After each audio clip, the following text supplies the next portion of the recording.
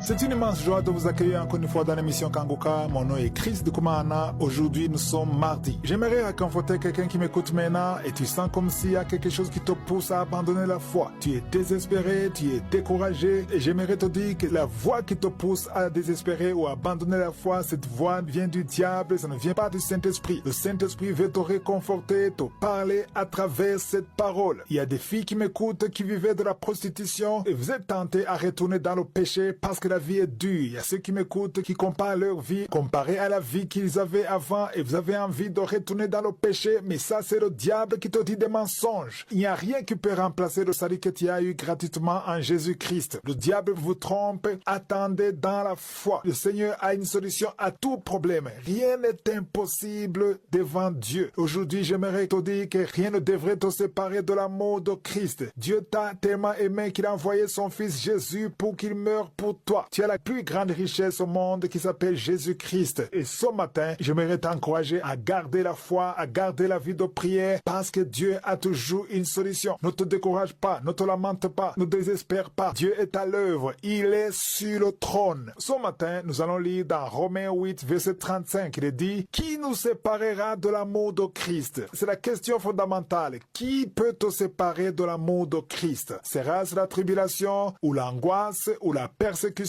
ou la faim, ou la nudité, ou le péril, ou l'épée? Qu'est-ce qui peut te séparer de l'amour de Christ? Parce qu'il y a des chrétiens qui m'écoutent, qui ont abandonné la foi, qui ont abandonné la voie du Seigneur à cause des problèmes de son monde. Peut-être que tu gagnais de l'argent par des mensonges, et quand tu as abandonné le mensonge, tu vois que tu ne gagnes plus le même montant et tu retournes dans le même péché. Il n'y a rien qui peut te séparer de l'amour de Christ, parce que l'amour de Christ a plus de valeur que n'importe quoi sur cette terre. Si vous lisez au verset 37, il est écrit, mais dans toutes ces choses, nous sommes plus que vainqueurs par celui qui nous a aimés. J'aime beaucoup la partie qui dit, nous sommes plus que vainqueurs. On n'a pas dit que nous sommes vainqueurs, mais nous sommes plus que vainqueurs. Qui est vainqueur ici? Celui qui est vainqueur, c'est Jésus. C'est Christ qui est le vainqueur, parce qu'il a vaincu le diable sur la croix quand il a dit, tout est accompli. C'était une victoire publique de Jésus. Il a vaincu le diable. Et nous marchons dans la victoire de Jésus. Donc, nous ne sommes pas seulement vainqueurs, nous sommes plus que vainqueurs, parce que nous marchons dans la victoire qui a déjà été acquise par Jésus. Jésus a vaincu l'ennemi, Jésus a vaincu le diable, Jésus a vaincu le péché et nous sommes plus que vainqueurs. Marchons dans cette victoire et nous ne nous laissons pas tromper par l'ennemi. Si vous lisez dans le même chapitre 8, verset 31, il est dit, que dirons-nous donc à l'égard de ces choses? Si Dieu est pour nous, qui sera contre nous? Malgré les problèmes que tu as, si tu sais que Dieu est avec toi, qui peut être contre toi? Ne sois pas intimidé par les problèmes autour de toi, mais dis-toi que si tu es un enfant de Dieu, si tu as accepté Jésus comme ton Seigneur et ton Sauveur, Dieu est pour toi. Et si Dieu est pour toi, qui peut être contre toi? La seule personne qui peut être contre toi et qui peut t'intimider, c'est la personne qui est plus fort que Dieu. Mais cette personne n'existe pas. Dieu est plus fort. Et je te dis cela pour t'encourager. Le verset 32, il est dit, lui qui n'a pas épargné son propre fils, mais qui l'a livré pour nous, comment ne nous donnera-t-il aussi toutes choses avec lui? Dieu nous a donné Jésus-Christ, son fils. C'est la chose la plus importante que Dieu possède. Jésus-Christ, c'est la chose la plus importante, son fils unique. Il a donné son fils unique pour nous. S'il nous a donné son fils, comment est-ce qu'on peut s'inquiéter pour les choses du monde? Il y a des chrétiens qui m'écoutent, qui ont abandonné la foi parce qu'ils s'inquiètent à cause des choses du monde. À quoi peux-tu échanger la vie éternelle? Il y a la maison, il y a un enfant, il y a un mari, il y a une femme. Tout ça, tu peux pas échanger avec la vie éternelle parce que tu as Christ. N'abandonne pas Jésus, n'abandonne pas la vie éternelle parce que c'est la chose la plus précieuse que tu as. Supposons qu'il y a quelqu'un qui t'a donné $1 million